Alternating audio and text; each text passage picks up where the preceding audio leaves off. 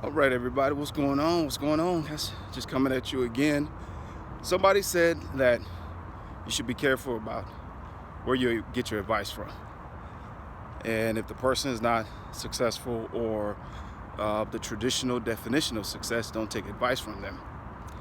I feel a little different about that. Every successful person started somewhere. Before they were successful, they were what? Not so successful. I'm sure the information that they had was as credible when they weren't as successful as it was when they became success. A lot of those people were in their grinding phase.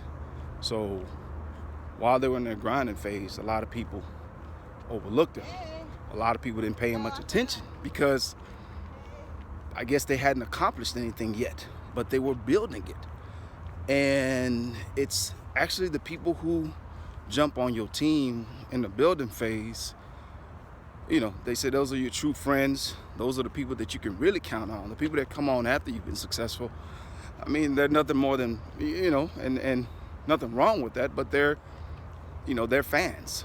They're not partners. They're fans. They're, bandwagon people. They're the ones that say, hey, let me wait and see if he or she is going to be a success before I actually give them credit.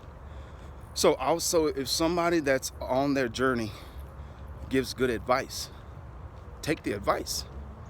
If somebody who has seen success, or whatever your definition is of success, and maybe lost it, maybe made some bad decisions, and they give you advice, I would still consider them a credible source.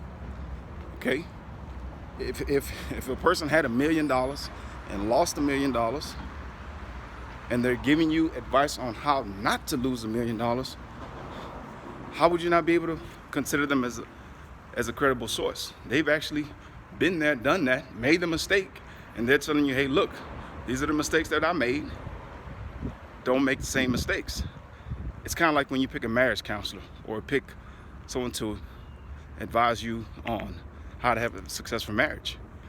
Do you take advice from the person who's been married 50 years, never been divorced? Or do you take advice from the person who's been married 5 times? I would say both parties are credible.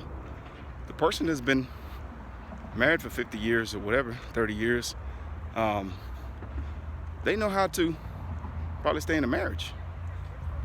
The person that's been divorced 5 times will probably advise you on how to not get divorced, because that individual has been there a couple times.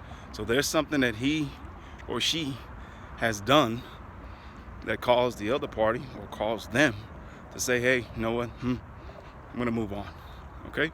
So I would not consider someone who isn't successful in your definition of success to be a bad advisor. I would just take that advice from their vantage point.